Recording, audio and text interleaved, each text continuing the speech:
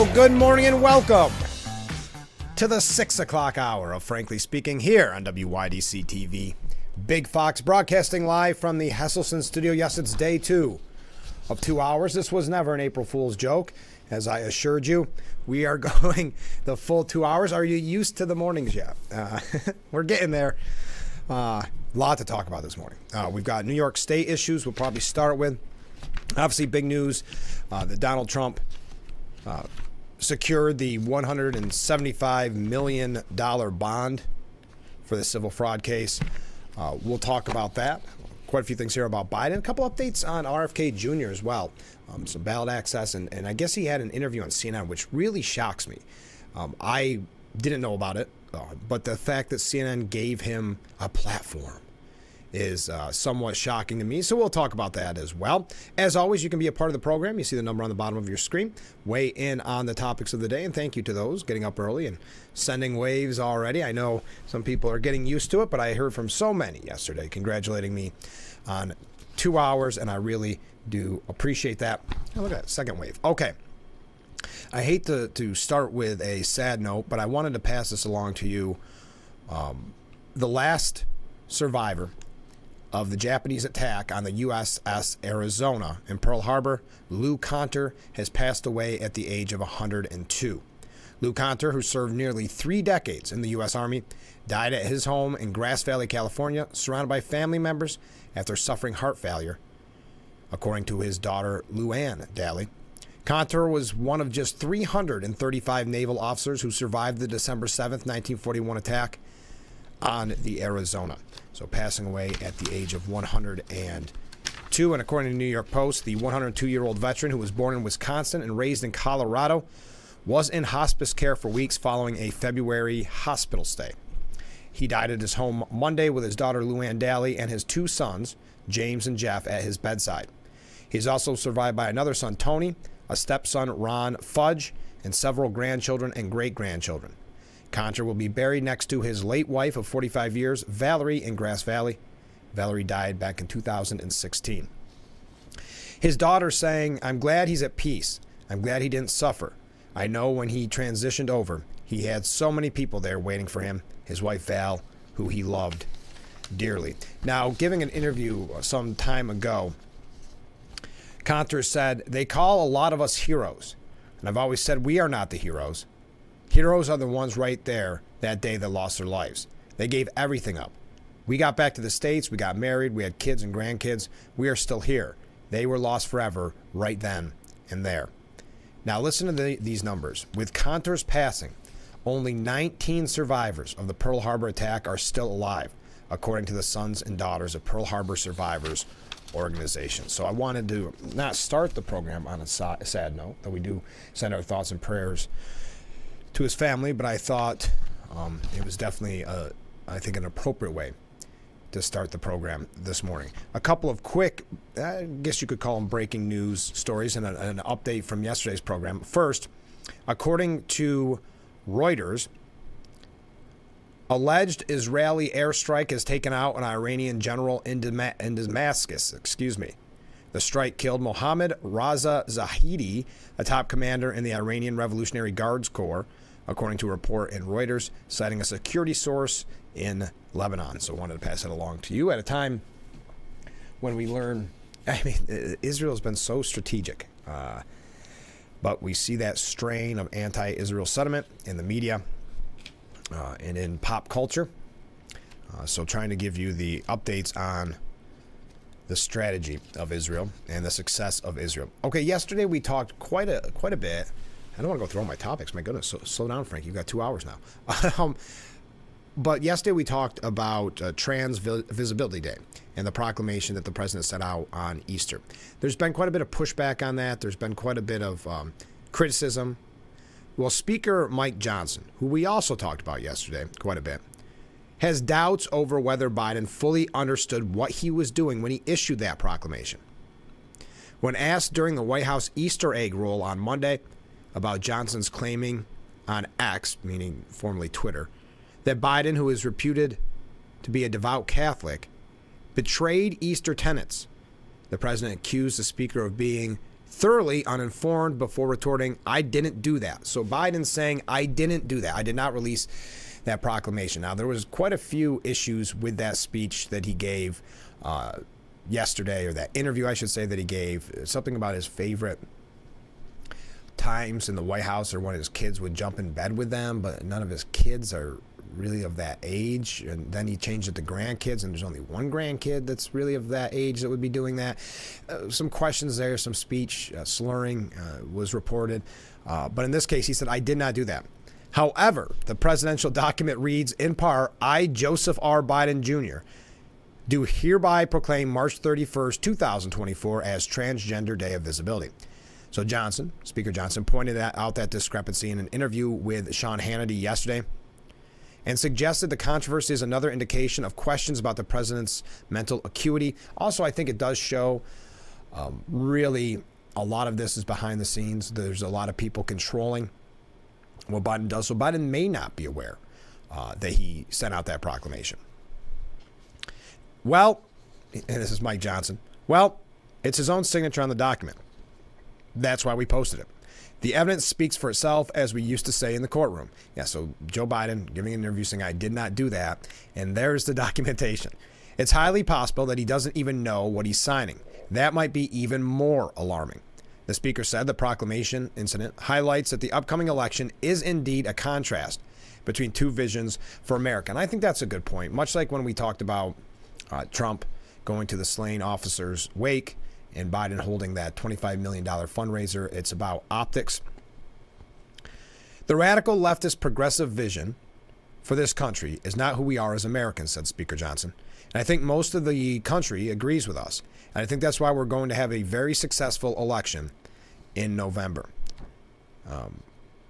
Listen, the news cycle is already away on this. So this is not something that the legacy media, if you will, was really reporting on, more conservative outlets, but it deserved some criticism, some pushback.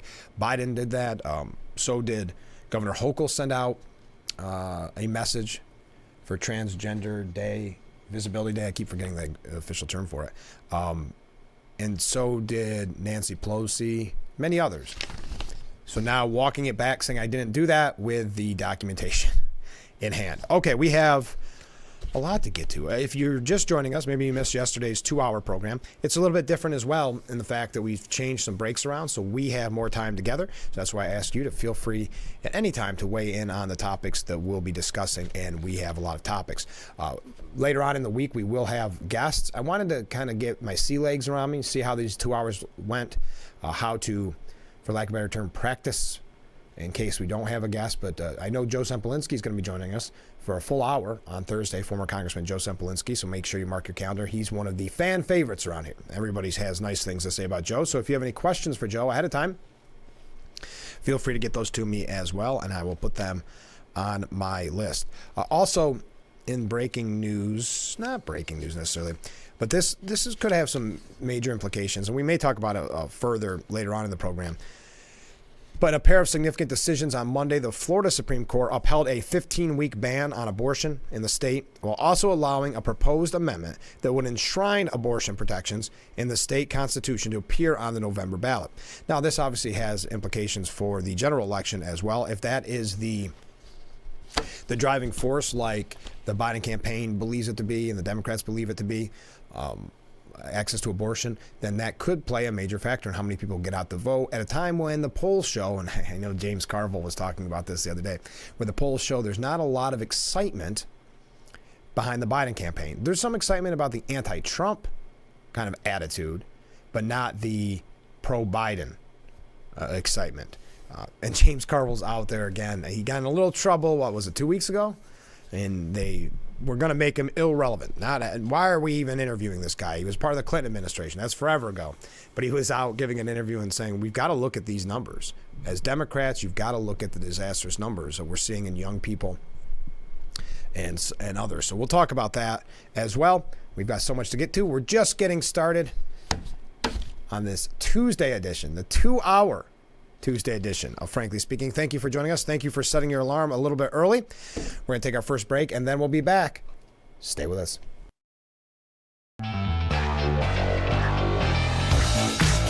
crowded out there for 6 o'clock. Our beautiful view of Market Street as we broadcast live from the Hesselson studio. Thanks so much for joining us at this hour, the first hour of Frankly Speaking. We have a lot to get to. I was just reading an email that I get that kind of gives you updates on some of the news of the day. And there's an interesting book out, and they're kind of opposed to it, but I'd like to hear your take because it ties in with the next two articles, where they're suggesting the youth mental health crisis that we're experiencing was really caused, according to author, new NYU business school professor and author Jonathan Haidt, caused by smartphones. The theory is that people born around the turn of the century, aka Generation Z, are the first humans who have grown up with smartphones, which caused this generation to develop depression and anxiety disorders in way higher numbers than an older generation. And this ties in, and I didn't expect to bring that up this morning, though I'd like to hear your opinion on it. You see the number on the bottom of your screen. There's a study, now this is out of London, but I think it's about a larger picture. And it says, in our hype-connected world, it may seem like loneliness is a thing of the past. However, a new survey suggests that even in the midst of bustling social lives, many of us are struggling with profound feelings of isolation. And I know we've talked about this a lot on the program. I kind of kicked off the program a little over a year ago, discussing our need to get back involved in our communities, our need to get back active in our communities, because we saw poll after poll showing that people were losing faith in patriotism, faith in community. But this research, which was conducted by one poll and commissioned by Zumba, polled 2,000, again, British adults, and found that, listen to this, a staggering 40% have gone at least 3 days without a face-to-face conversation with another person. 40%. Even more surprising, 28% reported feeling lonely while at social events, and a quarter have even felt isolated at their workplace. This, quote, lonely in a crowd phenomenon seems to, and this is why I tied it in with the smartphones, hit young adults the hardest, with 60% of those between 18 and 24 reporting feelings of loneliness. Women were also more likely to feel that way than men, 38% versus 30%. So what's driving this epidemic of loneliness, they ask? Part of the problem may be our reluctance to open up about our feelings. Only 14% of respondents said they often talk to others about their loneliness, and 62% believe there's a stigma around this issue. Now, they offer some practical advice for those of you struggling with loneliness, so let's go through it. 1, develop an awareness of any unhelpful habits that you may have that formed when you have felt lonely. For example, jot down when you notice a tendency to withdraw from others and isolate yourselves. 2, when you sense a downward emotional spiral creeping up, do something different that will help you to shift how you feel instead of leaning into it. Disrupt familiar and well-practiced negative thoughts you may have developed over time. How about that? Engage in new activities, as this can help you create a more positive mindset, form new habits. And finally, sometimes you can feel so stuck or overwhelmed that the thought of trying anything new feels so scary, and that's okay. If you are struggling, then now may be the time to get some professional support to help you get back on track. Make an appointment to talk to your doctor, who can help you find the best resources for you. Now, why did I bring that in? Yes, I'm piggybacking off of a lot. The question is being asked by The Hill, an opinion contributor, Tara Sunshine. She asks, why are Americans so unhappy? Okay, we just talked about a British survey. America is in a period of internal dissonance. Not quite decay, but something akin to it, is the argument. We don't feel like a happy country. And in fact, on the list of the happiest nations generated by Gallup each year, America is 23rd this year, behind the United Arab Emirates, and we've dropped from last year's place of 15th. If you're looking for a happy country, go to Finland, which tops the list.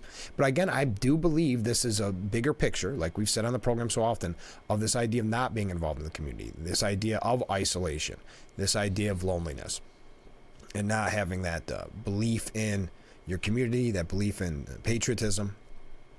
But not surprising about the data on happiness is that the most unhappy demographic, here it is again, are people under 30, which is ironic given their unique understanding of and access to new media. I don't know if that's really surprising. But no matter which age bracket you look at, people are feeling depressed. Overall, Americans feel broke and brokenhearted, even with overall good national news on inflation. Now he's got to get that in there. Financial stress. Never mind what happened at the grocery store today. or probably not today, but yesterday, things are good. Financial stress is one reason so many Americans want to move to another country. Okay. Other factors contribute to unhappiness, but the common issue is generalized worry about where America is going on almost every issue, from education to politics. And the discontent leads to a belief that America is not well respected overseas. The discontent leads to a belief. Well, I think that's been proven. Anyway, a lot of twists and turns in this. Anxiety affects 1 in 5 adults. More than 20% of teens have seriously considered suicide. These are terrifying numbers. So what's the solution? We're offering solutions this morning. So why are Americans so unhappy? The solutions Tara D. Sunshine suggests, for one, we have to start listening to each other. Generous listening, as it was explained at this year's World Economic Forum. On the subject of work, the consensus of the annual meeting was that today's employees continue to feel cynical and disempowered. Second, we have to return to a spirit of openness and positivity, if for no other reason than for our health and well-being. And finally, we need an upgrade in political dialogue in the coming campaign season to put value on the perspective of others, even those with whom we disagree. Without some basic civility, we are truly in danger of driving ourselves further apart to a rotten state. Okay. Do you think, as we've seen the coverage of Trump, do you think there'll be that dialogue leading up to November, or do you believe, like me, it'll be more attempts to silence Trump supporters, not give him a platform, so not have a presidential debate or not show his rallies? There'll be a lot of attacks on him, his supporters. But as long as it's the one side doing it, there never seems to be an issue with dialogue. Have you ever noticed that? I mean, I remember when Trump was president, every year, it was how to talk to your Trump-supporting uncle on Thanksgiving. Every year. And it wasn't really how to talk to them. It was how to shout them down. Okay, I know. Starting off a little bit all over the place this morning. When we come back, we've got some New York State issues, so feel free to weigh in at any time. You're getting stuff here that I don't think you can get anywhere else. Stories across the board from all walks of life. We're also going to talk about national politics, of course. We'll be talking about Trump and Biden and RFK Jr. We also have a couple just at the end oddball things like we normally do to just go through quickly. One of the big major issues this morning, because the budget, New York State budget, of course, did not pass on time. It was extended to the 4th with really nothing being done at all. So you can already see that kind of, we can push it off attitude. But a lot of people mad at Hasty for his lack of, I guess, belief, for lack of a better term, in punishment for crimes. I must have 5 or 6 different stories from either shop owners or from even some places liberal as the Daily News saying that we can't have this attitude if we really want to see change in New York. Not a good look when voters continue to say that public safety is a major, major issue. But Albany's still saying, never mind, just like what we just heard about the economy. Never mind what you're experiencing, what you're feeling, heaven forbid what you've lived through. Never mind that. Public safety is A-OK. So we'll talk about that as well. But first, we got to take a break. Stay with us. We'll be right back with Frankly Speaking here on Big Fox.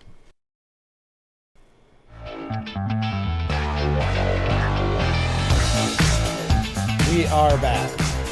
Broadcasting live from the Hesselson studio here on Market Street in Corning. This is Frankly Speaking, now expanded to 2 hours, as you can plainly see. Before we get back into it, I wanted to mention this. We'll be talking with Joe a little bit later on in the program, not today, but later on in the week. And I've had so many people stop me and tell me, even this late in the year, how much they appreciated the Salvation Army Telethon because of the great music. And if you weren't aware, we had the telethon, and then on Christmas morning, I played all the music that we had during the telethon and made a little special out of it. And I've had so many people tell me that they really enjoyed that and loved the Crystal Chords and all the groups that were involved. Well, then you should know about this. Crystal Chords and the Mark Twain Chorus present I've Got the Music in Me, coming up on April the 6th at 7 p.m. at the Clemens Center, downtown Elmira. We'll be talking to Joe about that later in the week. But I wanted to bring that and highlight that to you ahead of time so you can make your plans ahead of time. All right. There we go. Back. Okay, how about this? A couple of comments here. Remember the 70s and early 80s? No cell phones or internet? We were not buried in our cell phone.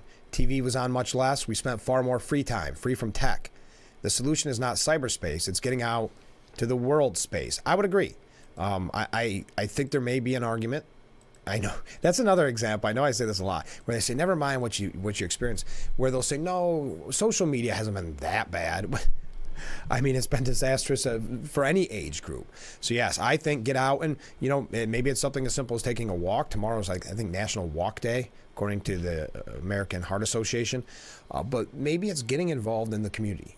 I know we talk about it a lot, but when people, it's just so disconcerting when people are losing faith in the community, losing faith in patriotism. And so one way to get out there is to get involved, become active, go to your town board meeting, or it doesn't even have to be that, volunteer for a charity. It will do you a lot of good. Hey, how about this? Kicking off New York State issues. 6 incarcerated men, which is kind of shocking. There's that many left in New York with the way bail reform's going. 6 incarcerated men are suing the State Department of Corrections and Community Supervision. Why is that?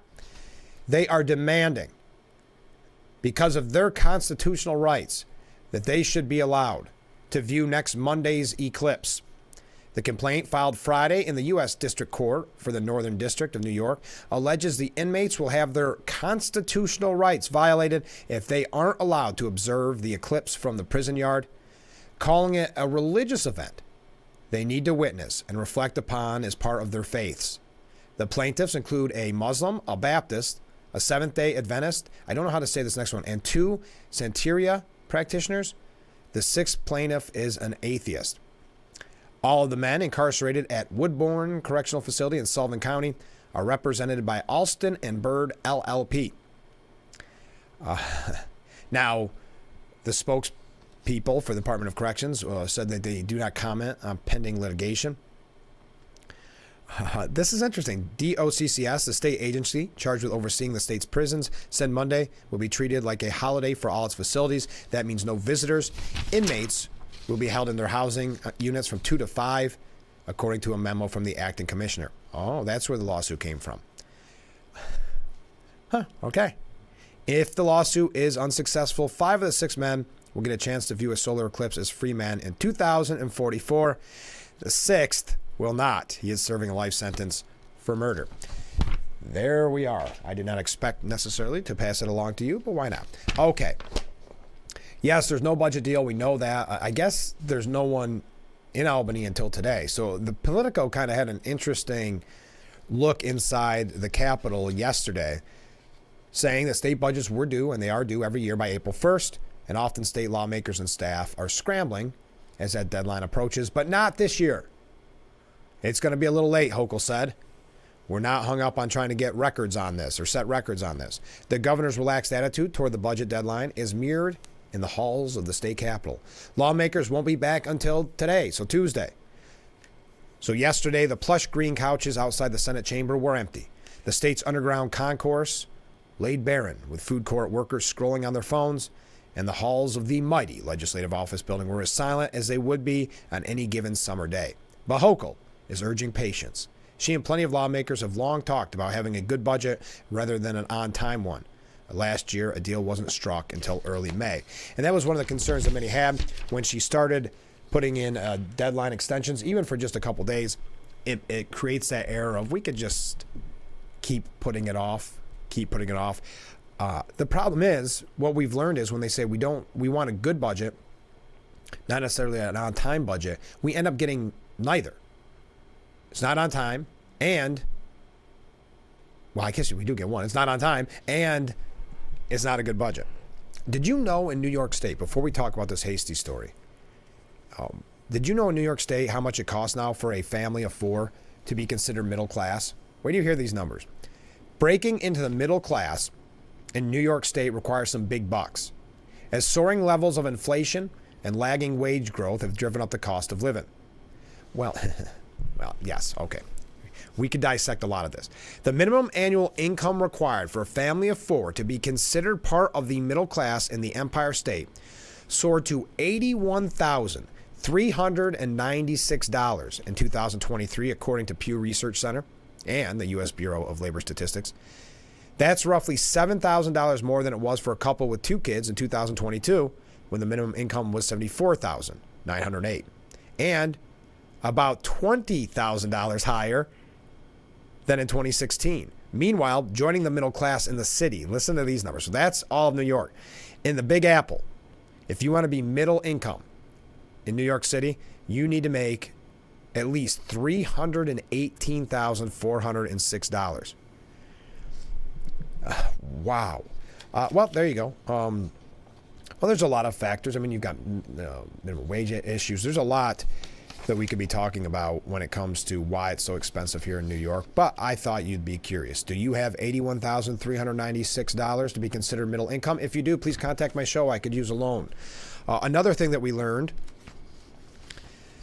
and this is troubling, and I'm not sure where the argument comes from David Robinson. When I read this first sentence, it's a little confusing to me, but I think it's also something that needs to be passed along to you.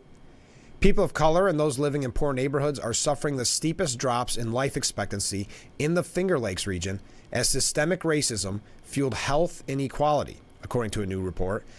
That's not why I necessarily brought that up. That opening line just piqued my interest. But what I wanted to pass to you is to tell you what those numbers actually look like. Spikes in the number of deaths from drug overdoses, homicide, heart disease, and COVID-19 led to a 3-year drop in life expectancy overall in the Finger Lakes from 2013 to 2021. So, the average life expectancy for this region, the Finger Lakes region, peaked at 80.5 years in 2013 before falling to 77.3 by 2021. Just interesting. Just some tidbits for you to keep in mind. All right, when we come back, we're going to talk about Governor Hochul. We're going to talk about Hasty. We also still have a lot to get to when it comes to Trump and Biden. We're just getting started. We're not even halfway through, and look how much we covered. You can't get that kind of information anywhere else. That's why I appreciate you joining us for the 2-hour edition of Frankly Speaking. A little new, but I think it's going smooth so far. Still trying to learn the kind of the patterns and the cadences to make sure that we that I'm in on time, basically. But so far it's been really good, and I think we've had plenty to talk about. And as we near November, we'll have so much more to talk about. On this Tuesday, we have more than enough for a 2-hour program. Imagine what it'll look like in September and October. If you did not learn, I know I mentioned at the beginning of the program, but Trump did make that $175 million bond. I saw a headline because they're trying to go after his media. Remember how he made all that money on his media group? Leave it to CNN. They're trying to go after him, and because the stocks plummeted a little bit yesterday. So the headline, they get you on the front page because they want you to click on the headline, and it's some really over-the-top headline. Then when you click, it's changed. So it says Donald Trump's DJT stock plunges after posting a big loss for 2023. Okay, that's the headline. But when you clicked on it on the front page, it was Trump's worth plummets to $1 billion. I've never really thought of having $1 billion and the word plummet go hand in hand. His worth has plummeted to $1 billion. Okay, well, I hope everything's okay. It's quite odd to me, but and I don't really want to talk about that story all that much unless you want to, but shares of Truth Social owner, Trump Media and Technology Group, plunged Monday after the company disclosed that it lost more than $58 million and generated very little revenue in 2023. Former President Donald Trump is the company's major shareholder, and his net worth tumbled, now it says tumbled, by more than $1 billion Monday. As a result, the figures underscore why some experts warn Trump's media multi-billion-dollar valuation defies logic and is reminiscent of the meme stock craze. Okay. Yes, there is... we've got pretty much full attack mode at this point for the president, but we've got to take a break. I don't want to go on a tangent there. I don't know how I got on that. Stay with us. We'll be right back with Frankly Speaking here on WYDC TV, Big Fox.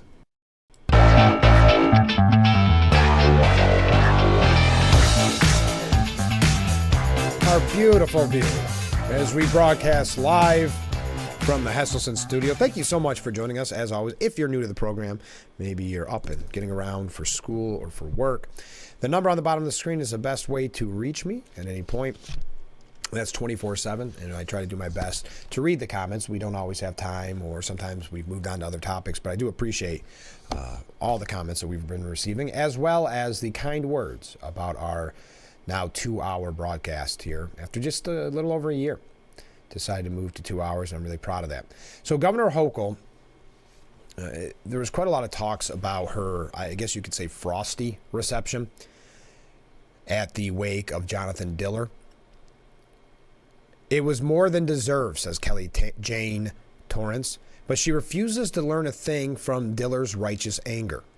Hochul stayed just 10 minutes at the funeral home. President Donald Trump spent 40 minutes there the day before and was pictured hugging what looked to be the fallen officer's wife before making a get tough on crime statement outside, and was confronted by an uncle of Diller as she walked back to the car. So that's they worded that strange, but Hochul did. Trump spent 40 minutes. Hochul spent 10 minutes and got confronted by a family member. She shrugged it off the next day, which I mentioned on the program yesterday. I would do it again, and that's my job. My job is to be there when people need me. If they need to talk to me, and they all need to talk to me, my job is to listen. No, Governor, says the New York Post. Your job, first and foremost, is to keep New Yorkers safe, and it's a job you're failing at miserably. That's exactly it. What a great point. I didn't even think of that yesterday when she said, well, that's my job. I thought it was kind of a weak response. She didn't really know how to handle it, but that isn't her job. I mean, the government's number one job is to keep the people safe. So it's not to go out and talk to people that you think need you, which clearly it doesn't look as if they did need you. Diller's uncle let Hochul have it in their encounter, which was caught on video but without audio. What has reportedly been said is that he said, we don't want you here. You're not wanted here. You have blood on your hands. If you want to do something, change the bail laws. So the governor defended herself to reporters, saying, I think everyone knows my position. Remember this. I hinted towards this yesterday, and I don't think we really had a chance to dive into it. This is what the governor said. I think everyone knows my position on the bail laws. I'm the one who's been trying to make the changes to go back to where it was. Now, wow, that takes a lot of guts to say that. Well, this is similar to what she said, because remember, she's got to spin this because she knows how harmful this notion that the Democrats in Albany are not concerned with public safety. And it's not just a feeling that you have. It's accurate. So she's been trying to, I guess, mislead you there. If you recall, she was complaining about bail reform. I've wanted to change it. And Cuomo's spokesperson came out, who I would never normally agree with, but said, hey, it's been 3 years. You're not just a bystander, right? Do something. And that's what she's saying here. I've wanted to. She got a tiny adjustment made to the pro-criminal laws and refuses to lift a finger to get any real change. In January, the Post even asked her about this. They pushed her repeatedly on what fixes she planned to make, and she finally admitted the truth. None. Not even on bail reform that's kept dangerous criminals on our streets. Quote, I'm seeing the results. The law is where it needs to be, she insisted. But now she's saying, I'm the one that's been consistently wanting to change it to make it go back. She's not very good at playing the political game, because I know I've had this conversation with people just from the optic standpoint. I know I've said a lot on this program. Why are Albany Democrats not trying to do something, even if it's window dressing? But you have Hasty coming out and saying he doesn't even believe in penalties, essentially, which we're going to get to extensively here in just a little bit. But continue with this. So no, Governor, you're most certainly not the one who's been trying to make the changes to go back to where it was. Is the law where it needs to be when 80% of people arrested for carrying a gun in Gotham are out on bail? Can you imagine that? From a party that is so vocal about being anti-gun. 80% of people arrested for carrying a gun in New York City are out on bail. The suspected killer of Diller, 31, has 21 previous arrests and stored, I'm not going to tell you where, but he hid a shiv, a homemade knife, that night on his person. Again, not going to tell you where. So I guess when he was in jail, he'd have some quote-unquote protection. Likely thinking there'd be a good chance his activities would get him arrested. The minor change Hochul got through the legislature simply removed, quote, least restrictive means from the standard judges must use to decide bail. And they're only allowed to consider the risk the defendant won't return to court in making the decision. New York is the only state in the nation, I think we sometimes forget this, only state in the nation where judges cannot consider a defendant's dangerousness when setting bail. And Hochul has flatly said she has no intention of trying to change that.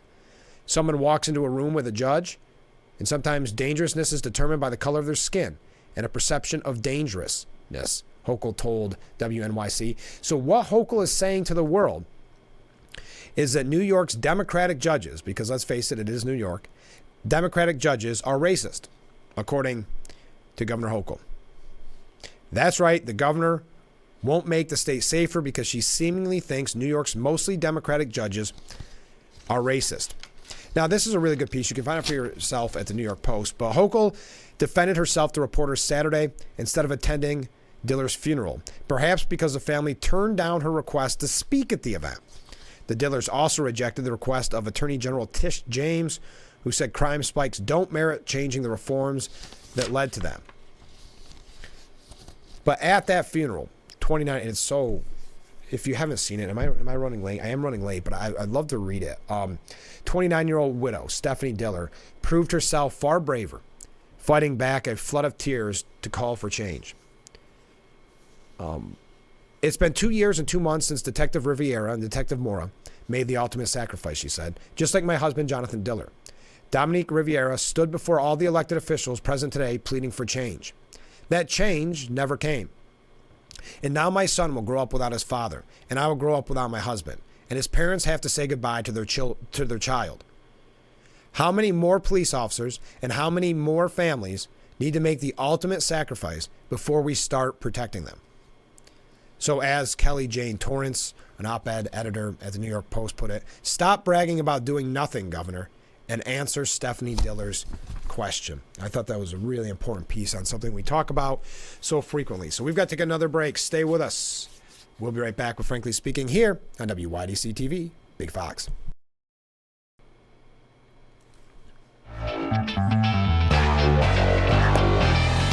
Thank you again for joining us on our 2-hour broadcast. I know I don't have to keep saying that because it is a permanent change, but I appreciate you taking time out this first week to get used to that earlier morning hour, 6 o'clock. And boy, we've covered a lot in the 6 o'clock hour. Also received this nice text. Frank, you are part of my day in connection to the real news, keeping us more informed, plus some common sense and a blizzard of the mainstream bizarre noise. Yes. Thank you so much for extending the show and giving us much more, or giving us more of such a good thing. Thank you, Jack. That's very kind of you. I really appreciate that. I'm glad to be on for 2 hours. I didn't feel like we were getting enough accomplished in 1 hour. And I think as it nears November, we may have that same opinion on 2 hours. But for now, I like the 2 hour feel. And I like that we have so much to talk about. We were talking about, before break, public safety. And it is amazing, especially in the city, this retail theft. And I'm not saying it's not happening around here. It's definitely happening around here. But they have piece after piece at the New York Post of interviewing these various shop owners and the safety issues, the theft. And you think about that person working in retail, maybe a younger person, it doesn't really matter, that really has to fear for their safety, fear for their lives on a daily basis for a job that, let's face it, you don't think of putting yourself in harm's way as you necessarily as you work in retail. But that is not the case any longer. So I'm going to save one of the pieces that the Post editorial board put here on Speaker Hasty, Assembly Speaker Hasty. But if you didn't hear, he said the other day, I just don't believe raising penalties is ever a deterrent on crime. And we mentioned it on the program yesterday. Well, one outraged New York City business owner said, it's open season here. How do you deter crime except by penalty? Said enraged Nelson Eusebio, who heads the National Supermarket Association and Coalition to Save Our Supermarkets. Our workers are on the front line dealing with shoplifters and criminals. It's open season on all retail workers in the city. Well, not just the city. I know this is written for the city with the New York Post, but it has also clearly made its way here. Nobody wants to deal with it, one employee said. This criminal violence has led the store to, quote, lock up even the low-price products because of the quantity of what's being taken. They're not taking one or two items. They're taking the whole shelf. It's like the old show, Shop Till You Drop. When they go in. But Hasty, it shows how out of touch he is. But I go back to that political question. Who do they think, and the New York Post brings it up great, and I'm going to probably save that for the top of the hour. But does he believe that these type of criminals are his base supporters? It makes no sense, because from a political standpoint, it seems to me you would be, even if it was window dressing, you wouldn't be saying things like, I don't believe raising penalties is ever a deterrent on crime, you'd come out like Governor Hochul tries to do, even if it is lies, misinformation, and try to say, no, I'm tough on crime, to at least give that perception that you are. An outraged Manhattan clothing store owner has been ransacked twice by a violent mob and has said that Hasty's refusal to toughen retail theft laws is simply ridiculous. I'd be glad to talk to him so he can learn what it's like firsthand dealing with these problems and getting the same people who come back over and over and over again to rob us. This is Kenneth Giddin. He is a co-owner of Rothman's in New York and Union Square. I think it's ridiculous. I just don't believe... I think it's ridiculous when asked about what he thought of Hasty's statement. He's completely out of touch. We've had employees punched during shoplifting instances. Retail jobs are important for the economy, but why should people work in a dangerous situation and not be protected? And that goes back to the point when we talk about Diller's wake, where Hochul says, my job is to talk to people. No, your job is to keep the people of New York City and New York State, safe. Same here. Your job, Carl Hasty and Governor Hochul, is to keep people safe. And in this case, those working in retail. It's very scary. A report released earlier this month estimated that New York State retailers lose $4.4 billion a year from shoplifting, with the theft spiking 64% in the Big Apple between 2019 and 2023. So far this year alone, city retail thefts are up more than 6.5%, or to 14,910 compared to the same time frame in 2023. It's the broken window theory. The broken window theory is when you let little crimes go by, society breaks down, said Giddin. But think of those numbers. I know it's not the easiest, but if you're 4.4 billion lost in retail theft, if you're a business that was thinking of coming here or coming to the city, would you even consider it? Would we even be on your list? You add on to that, of course, the lawsuit against Trump, all these things that show that we are not a good business climate. I know every year there's a poll that comes out, and we're normally 49th or 50th in the bad way for business climate in the country. And yet we continue to, again, not take, in this instance, crime seriously. We already got high prices. We already have high taxes.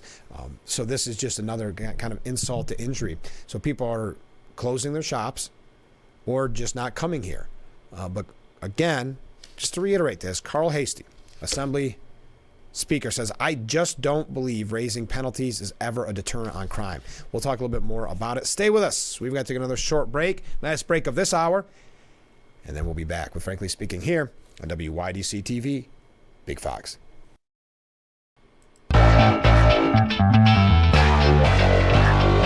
A rainy day here on Market Street as we broadcast live from the Hesselson studio. I'm your host, Frank Acomb. Thank you so much for joining us as we get ready to wrap up our first hour of our brand new 2-hour time slot. If you're not aware, if you're just waking up, Trump did post that massive $175 million bond in his civil fraud case. What that means is it frees up Trump to start appeal and avoid seizing of his assets. But I bring that up because it does tie in with when we talk about the business climate. Remember, and again, I feel kind of foolish saying this, but Mr. Wonderful, I guess is what they call him on Shark Tank. I'm familiar with the show. I've never really watched it. Him saying that we're now on the loser state, meaning that businesses aren't thinking about coming here after decisions like that. And also the theft, and we could do a whole laundry list of issues with the state. And it's not to always put down the state, but we have to have politicians and representatives to take this seriously. When Carl Hasty says that I just don't believe raising penalties is ever a deterrent to crime, Assembly Speaker Carl Hasty is not taking this seriously.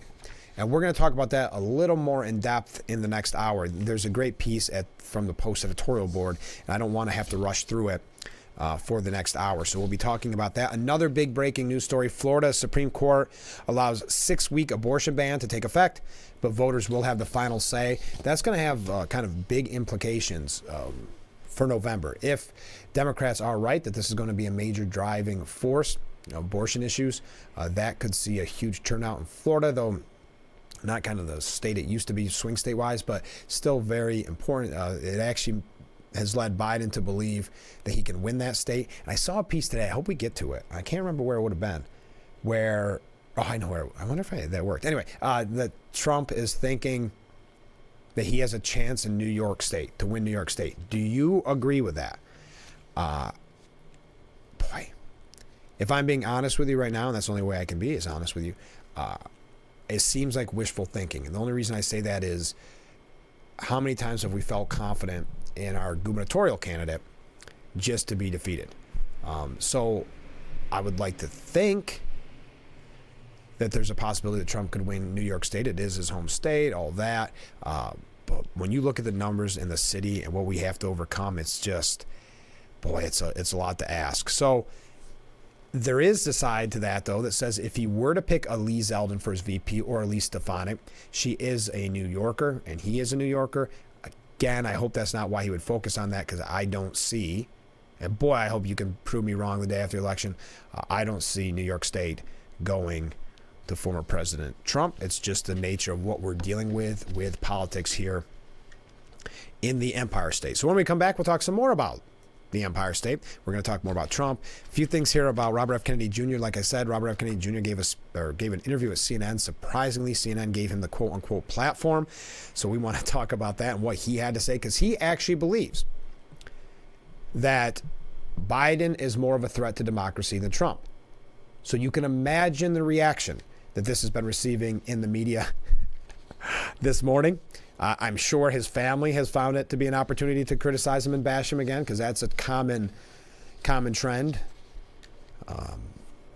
for Mr. Kennedy to have to take some grief from his family and say how he's not what his father was and these type of kind of hurtful things. So we'll talk about that as well. As always, you can weigh in this morning. You see the number on the bottom of your screen. What do you think of these stories that we brought up so far?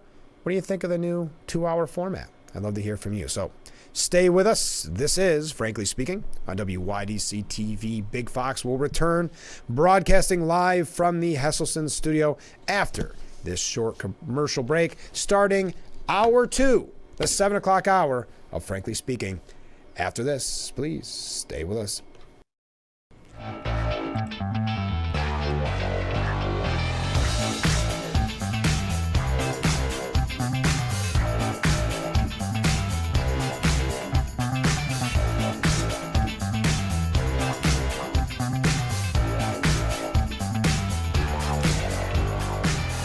Hour number 2 begins here on Frankly Speaking as we broadcast live from the Hesselson studio. And just to reset, I'm your host, Frank Acomb.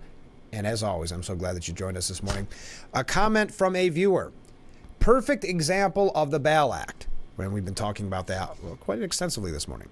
That person that set Fast Track on fire, then threatened people with a knife and a taser didn't phase her. Yes, I saw that as well. Police had to take her in by gunpoint. Then she was released. So I heard about this yesterday. A viewer commented on it, and I didn't want to believe it. I really didn't want to believe it. I was corrected, and I didn't say I didn't believe it, but it just was so shocking when you saw what had occurred that evening, that there's no way she was released on her own recognizance. Tried, worth a shot. I was shocking. So yes, that's a prime example of that. Continuing, the bail laws need to change ASAP before more people and police get hurt and killed. I couldn't agree more. I've said it on this program numerous times that the thing that sticks with me the most is the victims that didn't have to be victims, because that person was let out. Maybe it was a domestic issue, whatever, that they went out and found another victim that did not have to be a victim, all because of these bail reform laws. Oh, also, the viewer said, and I love the new 2-hour show. Me too. Thank you so much. I'm really enjoying it. So going back to this idea of crime, in this case, retail crime, shoplifting. This is a piece I was telling you about. The New York Post editorial board. Carl Hasty's beyond absurd declaration of faith that punishment is pointless. Yes, think about that. Punishment is pointless. I thought this was a really, really good piece. Hey, look at this. Wife's watching now. Virtual wave from her. Thank you, viewer, and thank you, viewer's wife. Also saying, I agree with Kennedy's opinion on the bigger threat to democracy. If you didn't hear it in the last hour. Kennedy gave an interview on, I think it was Aaron Burnett's show on CNN, saying, and boy, the media is just in a tizzy over it, saying that he believes that Biden is a bigger threat to democracy than Trump. We'll talk about that at some point, because I know it's a really, it's not what you'd expect the media to give him a platform to say. But let me go back to Hasty for just a moment. I just don't believe raising penalties is ever a deterrent on crime, Assembly Speaker Carl Hasty told reporters. Really? Seriously. How does this man have any job, let alone one of the 3 most powerful posts in New York state government? He doesn't believe one of the most fundamental facts of human nature, a keystone of codes of law going back to at least ancient Babylon. No wonder this state is a mess. Yes. With crime and disorder rising everywhere. The leader of half the legislature is either deluded or so out of the public realm that he'll justify his position with errant nonsense. Yeah, this is another example where they'll tell you about these statistics or they'll give you these numbers as if you don't feel what's happening, if you don't see what's happening, to that viewer's point, right at Fast Track, right in our backyard. We're not, that's just supposed to be incidental, anecdotal. And we hear that a lot. Oh, well, there's all these really bad stories out there, but they're just one-offs. I mean, but it gives people that feeling. No, it's more than that. And, reading the New York Post as I do, I don't know how you could sleep at night if you have a family member or loved one living in New York. It's become so bad. It would just be terrifying. Continuing.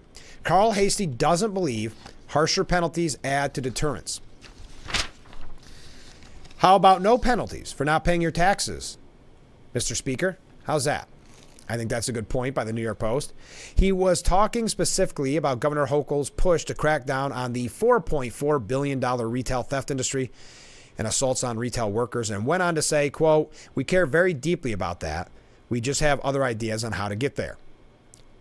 Pixie dust, maybe? A legion of retail theft interrupters?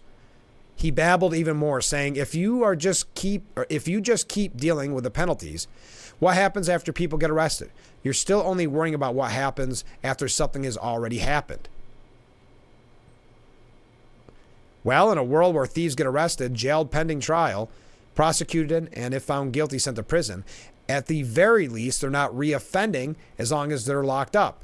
Unlike now, where, as I've said numerous times, the ink is still dry on the paperwork when they're out on the streets committing more crimes. And no one's talking only about penalties. Better deterrence also includes a stronger chance of getting caught and reasonable certainty that the guilty will get convicted. Of course, progressive police defunders want lower chances of perps getting caught, and Hasty's pack of criminal law reforms have hamstrung New York prosecutors and courts to minimize the chance of anyone being found guilty or doing hard time, even if they are. This is a flat declaration that Hasty doesn't see law-abiding New Yorkers as his constituents. That's the line. This is why I've been waiting to tell you right at the top of the hour. Let me start that line over again. This is a flat declaration that Hasty doesn't see law-abiding New Yorkers as his constituents, but rather the criminal class and the demented ideologues who side with them. If Assembly Democrats thought he really believed this nonsense, they should immediately revolt and try electing a new speaker. After all, he wouldn't penalize anyone for trying, right? What would be the point? That's a good point as well. Then again, if he were unseated, he'd instantly become the top candidate for President Biden's next border czar. I thought that was a great piece from the New York Post. But it's not just the New York Post. The Daily News is actually saying it as well. The far-left Daily News. Time is now to fight retail theft violence. I mean, that's pretty shocking coming from the Daily News. I saw that this morning. I'm not sure when it was actually printed. Oh, no, there it is. It was yesterday at 6 o'clock. Theft and robbery in retail stores across the U.S. obviously cry out to be squelched. Beyond the message sent by letting it continue unabated, instances of violence against employees who try to intervene or prevent property loss have driven store employees' labor unions to take action, demanding protection for their members, notably on the West Coast from Los Angeles to Seattle. Now, we'll keep going with this. And state Democrats, this is when it gets to New York, state Democrats' reluctance to modify recent changes to a criminal justice system that once over-incarcerated people for low-level offenses is understandable. Not so understandable is the fact the state is that they're almost ignoring the state needing more public order. That's what most constituents clearly want, not just those in the so-called conservative districts. Exactly.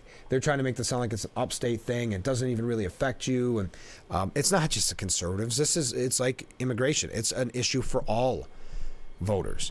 So if they downplay it as just us nasty upstate people, they're doing a disservice to the whole state and constituents. To the post point, who are Hasty's real constituents? If you hear what he has to say, is it the crime, the thieves and the people that defend them, or is it the people of New York State? Continuing, again, this far left Daily News. It's as widespread cynicism about the rule of law itself has taken hold. Yeah, I mean, you can't have that push for so long to defund the police and the like and not think that it has taken a hold in Albany. Letting local larceny slide is, in principle, the same as refusing to probe tax cheaters. So saying very similar to what the New York Post had to say. For Hochul, it may have taken a punishing election campaign and an escalation of various crimes to reach the right enforcement notes. She hasn't done it, though. I mean, she can see the writing on the wall, but not willing to step up. The Senate and Assembly have no excuse for waiting and downplaying. If the chambers don't want to put it in the budget bills, they can start holding hearings on stricter penalties and negotiate legislation before leaving town for the election campaigns. Taking responsibility for effective action might help the lawmakers' own resumes. I think so, too. If they accomplish something and they could run on that, on safety, and that's why I'm surprised more, and I know I keep asking the question, why more of these politicians in Albany aren't thinking that way. I think Governor Hochul thinks that way, but isn't able to say it effectively because we know that she hasn't been against bail reform. We know she hasn't been tough on crime. She can say it as often as she wants. We know it's just fake and phony, smoke and mirrors. But in this case, I can't imagine there's not even in the conservative districts in general, where they don't want to go back and say, look, we did something. Now, will that actually be something? Will it be something with teeth, or will they come forth with maybe throwing more money at the problem, which seems to be kind of the MO, the modus operandi, which is just to throw problems at it and then say, look, we're really trying. But there's a kind of a different way to look at it as well, and I've got to take a break. But Nelson Acebo says, don't betray New York workers who brave the pandemic, meaning don't put them in harm's way after they were our frontline heroes. This is a vital moment for New York. We need to decide who we want to prioritize and who we want to protect. It should not be the people who routinely come into our stores and beat up cashiers, chase our workers, or terrorize our customers. Everyone loved our essential workers in 2020. We need the government to stand up for them now. If Albany wants to do one thing for working class immigrant workers this year, it would pass solid protections for them. We asked so much of these workers during the worst of the pandemic. We owe it to them to stand up for them now. We don't have a moment to lose. All right, our first break of the second hour. Thank you for joining us. I hope you've been along for the ride the whole time. We've talked about a lot. We're going to get away from New York State issues. We're going to talk about Kennedy. We're going to talk about Trump. We're going to talk about Biden. If you want to weigh in on the topics we've discussed so far, please feel free. I love to hear your comments. Right now, though, we do have to take a break. Stay with us. This is Frankly Speaking here on WYDC TV, Big Fox.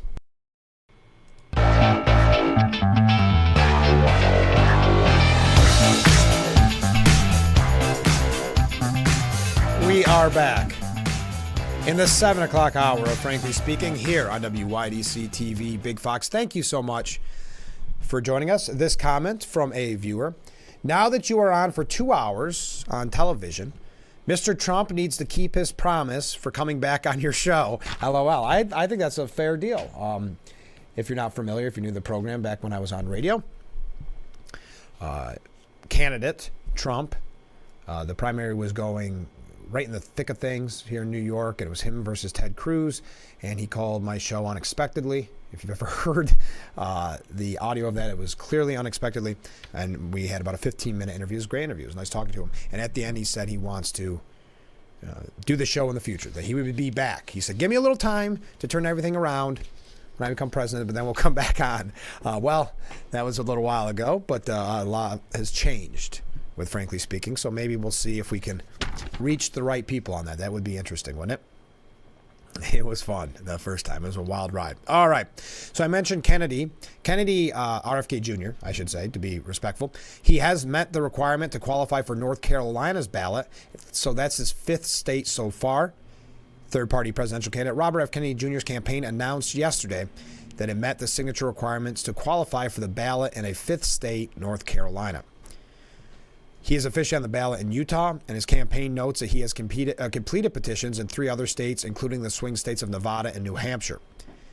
Notably, North Carolina, Nevada, and New Hampshire are 3 key swing states that will play pivotal roles in deciding the outcome of the November election. It's interesting. I mean, he's not taking it lightly.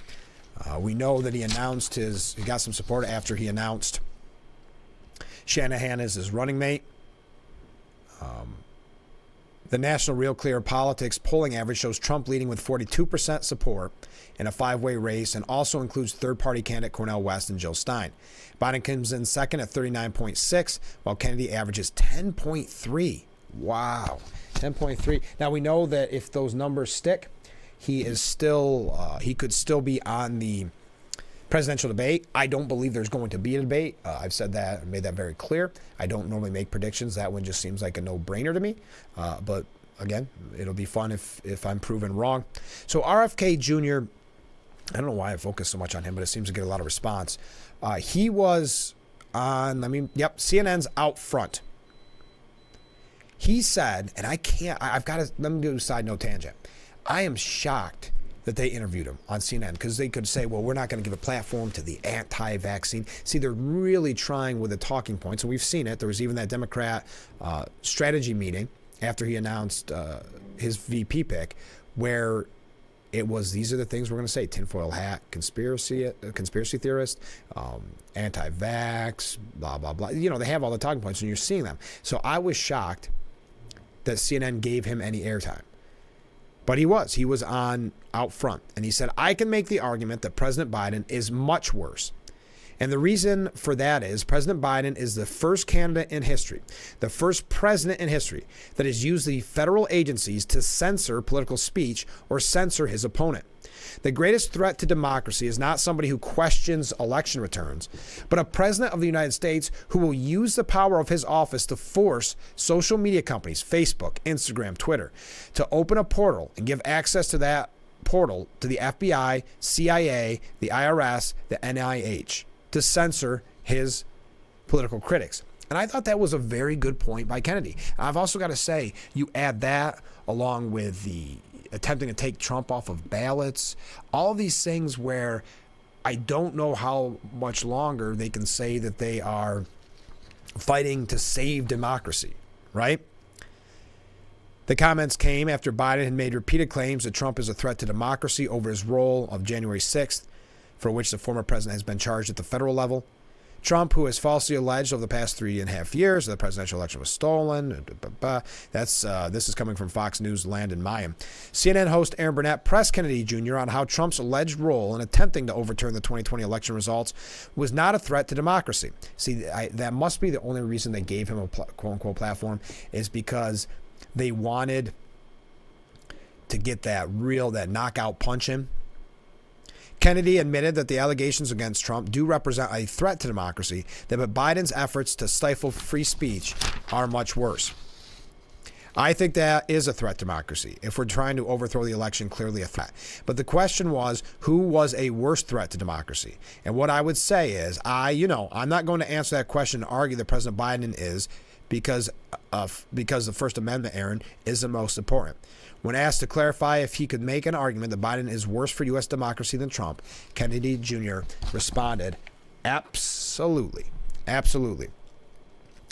Now, this is in reference, if you're not aware, that Kennedy's Instagram account was suspended in 2021, quote, for repeatedly sharing debunked claims about the coronavirus or vaccines, but was reinstated last year shortly after he announced his presidential campaign. Meta, Instagram's parent company, cited his White House bid as the reason for restoring his account. I'm not going to go through his whole legal trials with this, but I think that this is a threat to democracy, being the main context. Now, I was looking at this because I have the CNN piece. Oh, here we go. I knew there was a quote in here that I wanted to get to you. The Democrat National Committee responded to Kennedy. So again, I think highlighting to all of us, we know that the real threat for who he'll steal votes from is Biden, because originally they said, no, you guys screwed up. This is going to steal from Trump. And then they started seeing the writing on the wall. So that's when the long knives came out. That's when the nastiness came out. So the Democrat National Committee responded to Kennedy, saying with a straight face, Robert F. Kennedy Jr. said that Joe Biden is a bigger threat to democracy than Donald Trump because he was barred from pushing conspiracy theories online. There's no comparison to summoning a mob to the Capitol and promising to be a dictator on day one. Robert F. Kennedy Jr. laid to rest tonight any doubts that he's a spoiler candidate by pushing his MAGA talking points in prime time. Yeah, I don't see a scenario where they keep putting him in prime time, if I'm honest. That could have been a one and done. Now, at least to the legacy media. Not so much to maybe a Fox News or something like that. Yes, I'm sure his family all came out to attack him. That's normally the case. We got to take a break. Stay with us. This is Frankly Speaking here on WYDC TV, Big Fox. Listen to what you, the viewers, had to say. And Frankly Speaking will now be 2 hours long, starting at 6 a.m. Join us for local, regional, national news, as well as special guests at 6 a.m. on Big Fox. Look at that, my own commercial.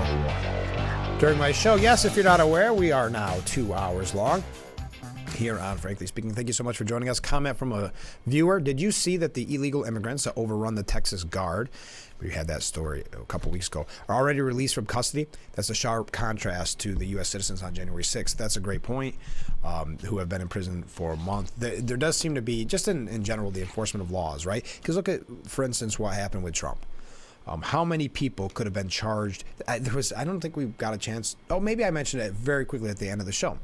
But Jon Stewart, who, again, I don't think his ratings have been that great. I know they said it was going to be the greatest comeback ever, and he's so important to politics or whatever. But never mind the ratings. So he was hypercritical of Trump and what led to this. He said it wasn't just a harmless lie, it hurt people. And then they found out his house, he did the same thing, overvalued by like 800%. So it's not, anyway, it just seems like a different set of rules for different people. Now back to the presidential race. We'll get away from RFK Jr. unless you want to continue to talk about him. You see the number on the bottom of your screen if you want to be a part of the program. Democrat strategist James Carville warned on Sunday that the Democrat Party's eroding numbers among young minority voters are horrifying. Now, I didn't know they would give him much of an opportunity to speak anymore, because what did he say? I can't remember, and I don't want to paraphrase if I get it wrong, but it's basically the issues that Democrats are picking aren't very manly. You know, it's everything telling you not to, don't have a beer and don't watch football and these type of things. I thought it was a kind of interesting point, but instantly those that are more in the woke class, if you will, started saying that who cares about him anymore? Who's James Carville? These type of things. But anyway, he said, I've been very vocal about this. It's horrifying, our numbers among young voters, particularly young black voters, younger Latino voters, younger people of color, particularly males. We're not shedding them. They're leaving in droves. Listen to these numbers. I know it's not the easiest to read numbers on the air, but please, I hope you can take them in. Last year, 66% of black adults leaned or identified as Democrat, while 19% said they leaned or were Republican. The 47 percentage point spread is the lowest in at least 25 years and down 19 percentage points from 2020, when 77% of black adults identified as Democrat and just 11 as Republicans. The poll also found 47% of Hispanics called themselves Democrats and 35% identifying as Republican, whereas in 2021, 57 identified as Democrat, 26 as Republicans. Both demographics are key Democrat voting blocks, and like his party, President Biden has also been hemorrhaging support from black and Hispanic voters. I'm not going to read those numbers, but the numbers found that Donald Trump has an edge over Biden with voters under 35 and Hispanic voters. That's amazing, some of these demographic changes, if you will. So Carville argued that Democrats must convey that the consequences of electing Trump to another White House term will affect young black and Hispanic Americans for the next 35 years of their life. We're not going to convince under 30, under 35, oh, we really built a great country for you. You're looking at this job market. I don't think you're going to buy that. We need strong advocacy explaining to these youngsters what exactly they have at stake here. Forget birth control pills, forget reproductive rights, forget environmental protection, forget anything. All right, that's James Carville, the Raging Cajun, who was in a little bit of heat a couple weeks ago. I guess now he's being touted. Oh, I forgot to put this up on the screen because we're going to talk about some Trump issues as well. I would like to, if you didn't watch the 6 o'clock hour, and I don't want to go back through and, do one of these things where we rebroadcast everything that's going on in case you missed it, the 6 o'clock hour. But I would love to hear your take because it got some good reaction about Hasty saying that this punishment doesn't really do anything about crime, isn't really a deterrent. That's the Assembly Speaker here in New York State at a time when we have been saying time and time again that we need to take this seriously. The voters are saying we need to take crime seriously, while Hasty signaling that he is not taking it seriously. And I guess we can expect more of the same. I mean, I guess whatever that means to you, whatever you think about that as a state, you add all these things together, and there's no wonder why we have a mass exodus year in and year out. Now, I will tell you this, and I wish I could give you a hard date on this, but I can't because of the budget process. But Assemblyman Phil Palmisano will join us as soon as the budget is passed so we can talk about it. So I have it kind of penciled in for a few days. I will let you know. Friday, I speculated that Friday's probably not going to work just because even if they do pass it on the 4th, you've got travel and like that. So we're going to wait. We're going to do it at the right time because we want to give you all the information that we possibly can on the budget deal. We'll talk to as many people as we can. Also, since we now have more time to fill, more information to provide. If there's anybody you'd like to see on the show, we saw that person, not really joking, I think they were seriously saying to bring back Trump, and I'd be more than happy to. I'll reach out to RFK Jr. I don't care, Biden. Let them all come on, frankly speaking.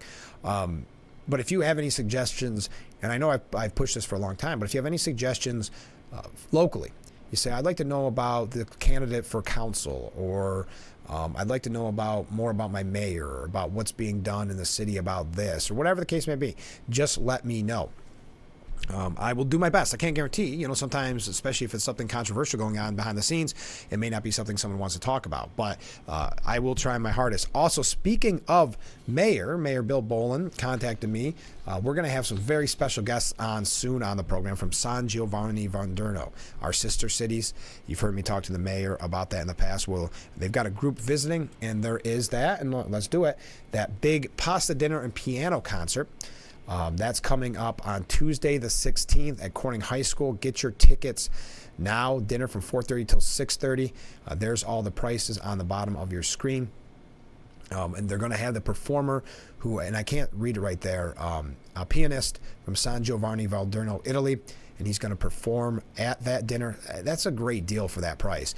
And just as a bonus, just to tell you as you read all that information there, we are going to have the renowned concert pianist, Andrea. I can't read it. Sorry, my eyes aren't that good. We're going to have him on the program soon, probably the day of or the day before, to talk about that event. And I look forward to that. So those are a couple little housekeeping things. As I mentioned, I know one of our favorite guests, former Congressman Joe Sempolinski. They're all my favorite guests. I shouldn't say that. I would just say that Joe does receive a lot of comments and questions and really nice things said about him. Joe's going to be on a full hour, 7 o'clock on Thursday, and I believe he is going to be in the studio, which is always nice to see. And if you're not familiar, Joe is a former congressman, but he's also running for assembly, not against Phil or Chris Friend, out his way. We'll see how the campaign's going and how the local races are shaping up, because you've got petitions. Petition process is, I think, done.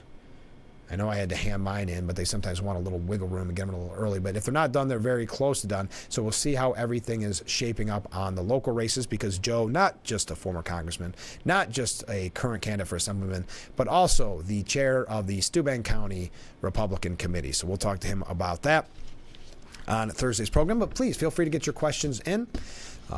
I can take them at any time. That number is available 24/7 for you to leave a message, text me, leave me a voicemail, whatever may be the best for you. There is a picture, and I apologize. I don't have it up on the screen. I meant to, and I X'd out of it. Have you seen the picture of Barron Trump? Now remember, those in the media, Democrat, I assume Democrat, a former NBC executive saying Barron just turned 18. He's fair game, which I always think is very interesting when families are all of a sudden fair game. It only seems to be if their parents have an R next to their name. Have you ever noticed that? Think of the coverage of Sasha and Malia Obama as compared. And I know you can make the argument with Trump's kids that they are political. Okay. But what about Barron? Barron's never been political, but now he's fair game. And look at how they treated the Bush daughters, for heaven's sakes. So it's really interesting. But that's not why I bring this up. It was a rare appearance made by, and they always say that, by Melania, but she seems to be in a lot of stuff, and Barron Trump. Barron's 6'7". He towered over his mother. You think of him as a little kid when he was in the White House. Barron, who's now 18, and his mom had been noticeably absent from the campaign trail. I don't know if that's true, but photos show Barron dwarfing his 5'11" ex-model mother, which 5'11's nothing to sneeze at. Barron spotted a festive yellow tie, which matched a special Easter version of the iconic "Make America Great Again" trucker hat worn by his father. Now, I should have known this because I met former President Trump, but it says that Trump is 6'3", and I remember him being tall, but I guess I didn't realize quite that tall. Laura Trump wrote, "When Grandpa wears the Easter MAGA." Okay. I just thought if you want to find it, this is at the New York Post. You can find it. It was right up at the front. Okay, we're going to take a quick break. When we come back, we've got some comments coming in. All right, we got some nice waves. Thank you very much. We got some comments. I'll try to get to as many of them as we can. After this, this is Frankly Speaking here on WYDC TV. Big Fox will be right back.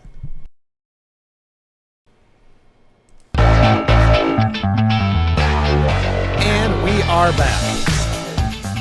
But Frankly Speaking, broadcasting live from the Hesselson studio here on Market Street in Corning. I'm your host, Frank Acomb. We got a couple comments from viewers. First one, the more problems a government can create is where they say they are needed to fix the problems that they create. I agree. We see that very often, much like when we're talking about with bail reform, right?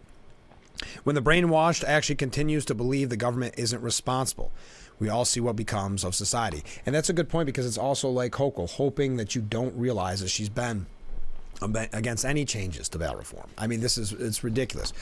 And I can say this confidently. This show offers, I think, things that no other show can offer. And I think there's opportunities with this show that you may not get elsewhere. And I would guarantee, and you can prove me wrong, and I'll do a mea culpa and apologize on the air. I'm going to guarantee you will not get this piece of information anywhere else. But frankly speaking, you will not hear this sentence anywhere else on television today. Barron, meaning Barron Trump, who we just learned is 6'7", Barron's height is the same as James Arness from Gunsmoke. I guarantee you're not going to get that anywhere else. Prove me wrong. But that's an interesting side note. Thank you for that. James Arness always obviously looked tall in the program in Gunsmoke. So that's an interesting comparison between the two. Thank you. So Trump, as I mentioned a few times on the program, I love that little bit of information. You learn so much on Frankly Speaking. I bet you didn't expect that today. Trump posts his massive $175 million bond in the civil fraud case, freeing up the ex-president to start appeal and avoid seizing of assets.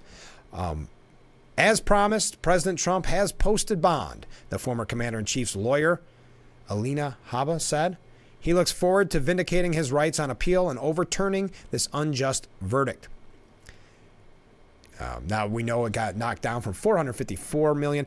They're making a big deal. It's not even about the fact that he posted bond. What little bit of news I was able to catch this morning is all about one of those kind of, almost if you want to call it clickbait or something, where did the money come from?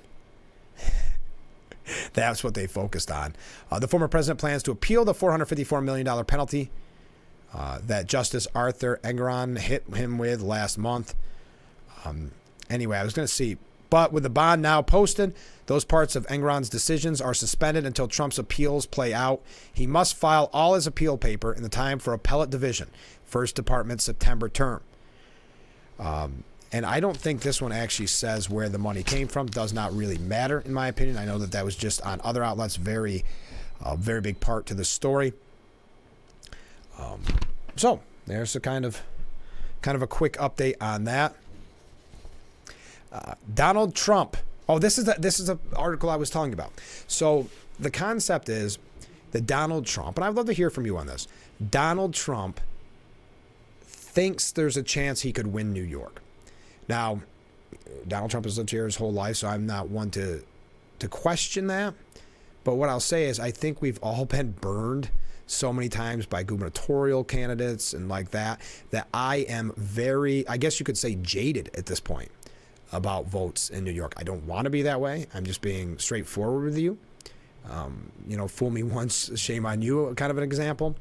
But Donald Trump believes he can win New York. And one of the things he's doing, I don't like the way they have this headline. It's from the New York Post, but I think the headline's a little misleading. Donald Trump is jealous of Biden's glitzy New York City fundraiser, so he's reached out to Madison Square Garden as he plans his own bigger event for all the people. I don't think there's a jealousy. I think he wants to have a rally for the everyday people, because he doesn't want to try to compete with how bad those optics were, in my opinion, for Biden. Yes, they raised $25 million, don't get me wrong. But it is so reminiscent of when Hillary, only way she could pack people in was when there was some type of quote-unquote stars involved. So I don't think in the long run this was positive. As one gentleman said on Fox News, that it's not as if Biden could pack that many people in and get that kind of money if it was just Biden, which speaks volumes about Biden, right? So I do think jealous is the wrong word here. I do think the former president, Donald Trump, would love to have something competitive when it comes to a fundraiser or a rally, but not with, these quote-unquote stars, but for a rally like you see. I mean, he has huge rallies where it's for the people. We hear that Donald Trump, and it's New York Post page 6, so they word it this way. We hear that Donald Trump is jealous over Biden's sparkly New York City fundraiser. Trump is planning several big fundraisers to compete with Biden's Radio City Big Buck Hall. Biden's event, and you had all those celebrities, blah, blah, blah. But Trump spokesperson Stephen Shunung called it all a glitzy fundraiser in the city with their elitist, out-of-touch celebrity benefactors, and I would agree with that. Our sources huffed, Trump wants his fundraiser in New York City to be for all the people, not just the richest ones. Our sources said of the GOP's candidate's plan, he wants to be available to all levels of people, not just $100,000 donors. Madison Square Garden or Yankee Stadium and similar arenas have been mentioned as venues. This would allow there to be tickets as low as $100 and as high as $500,000, and even a $1 million ticket to outdo Biden. Page 6 confirmed, and that's page 6 with the New York Post, that multiple sources in Trump's team have been talking to Madison Square Garden about a potential event, but nothing has been booked. Another source said that Trump's top campaign people, quote, okay, so it's not Trump. Let me reword that. Another source told us Trump's top campaign people, quote, really believe that New York may be in play for him in the election, despite the state consistently going to Democrats. Also, they said Trump knows he needs money, but wallets are starting to open up. I guess there's an event coming up in, where is it? Hamptons, where he is planning on raising $33 million. The RNC and campaign do not expect to have as much money as Biden and the Democrats, who not only didn't have a primary to spend on, but who are bankrolled by Hollywood and Silicon Valley elites. But we will have an ample amount to run on effective and winning campaign. Donald Trump is a ratings and clicks juggernaut, so we have an ability to make use of earned media in a way that Biden cannot. And that's very true if the media doesn't pull essentially a boycott. Made us both laugh. Thank you for that comment. Yes, I like the James Arness comment. I think I'm glad that you sent that in. How do we know? Well, this is a good point from Ken. How do we know Biden raised $25 million? Because they said they did? I think that is a really good point, Ken, because I started thinking, because that article actually said 26. I mean, I guess if you look at the filings, which wouldn't be out yet, you could see the actual numbers. But yeah, I guess we're supposed to take them at their word. But I like this idea, and I would love to hear your thoughts. Trump having I guess what you would say, a fundraiser, a rally for the common person, the forgotten men and women that he talks about so frequently. So I'd love to hear your take. Would that be something you'd be interested in going with? I think it'd be something to see, that's for sure, just like any rally held by Trump. We got to take a break. Stay with us. This is Frankly Speaking here on Big Fox.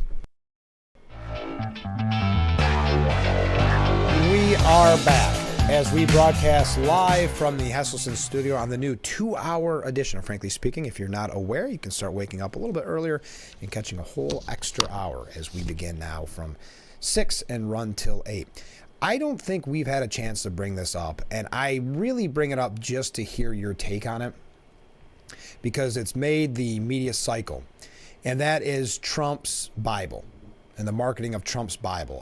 And this is from Rich Lowry, who is not a Trump fan. Of all the objectionable things Donald Trump has ever done, selling a Bible would seem to rank pretty far down the list. Yeah, his marketing, along with that of Lee Greenwood, of a God Bless the USA Bible for $60, has occasioned a couple news cycles of outrage. Yes, the same people that really supported Biden's comments about Trans Visibility Day, now outraged that the former president would sell a Bible. It was on Saturday Night Live. It was making the news cycles. Just outrage after outrage.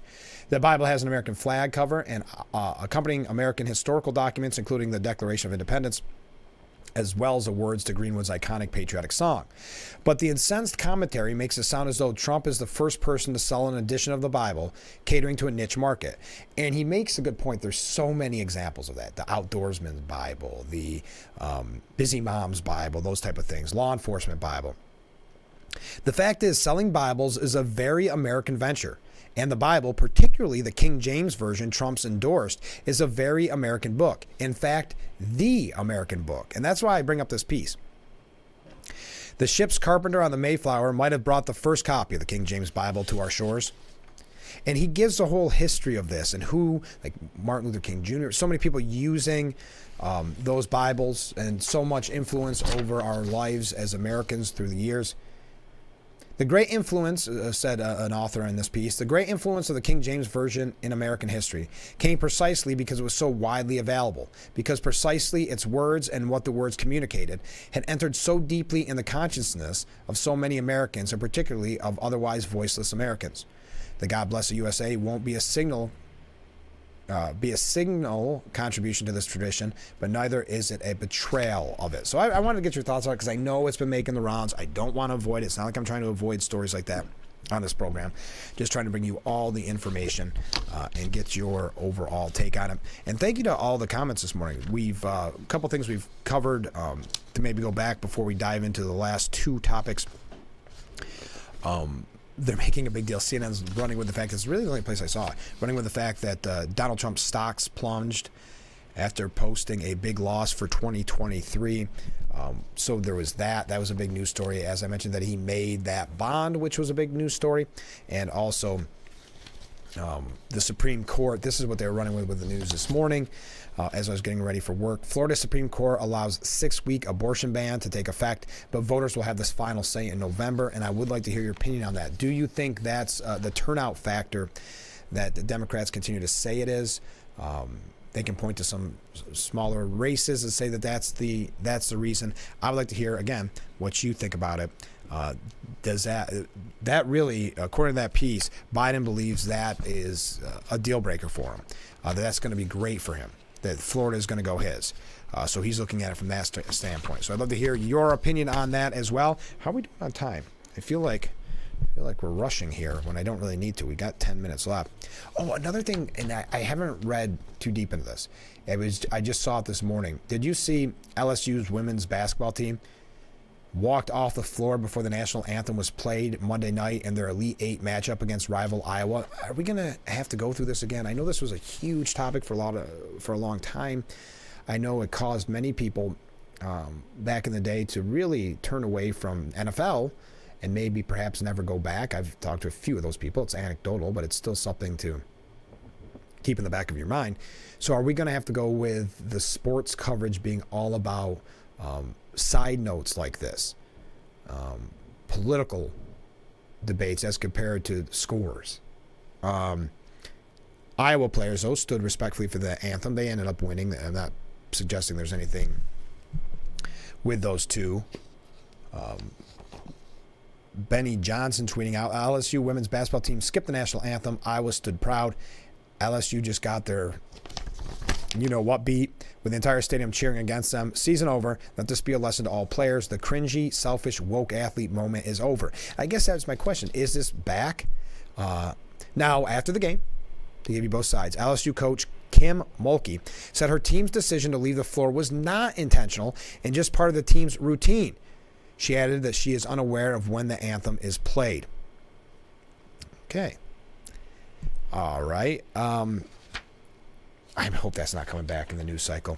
Let me take another short break. We got some comments coming in. We're going to wrap things up. This is our last break on this Tuesday edition of Frankly Speaking. So get your last-minute comments in. Let me know what you'd like to talk about on our way out the door, if you'd like me to recap. And we'll be right back with Frankly Speaking here on WYDC TV. Big Fox. Stay with us.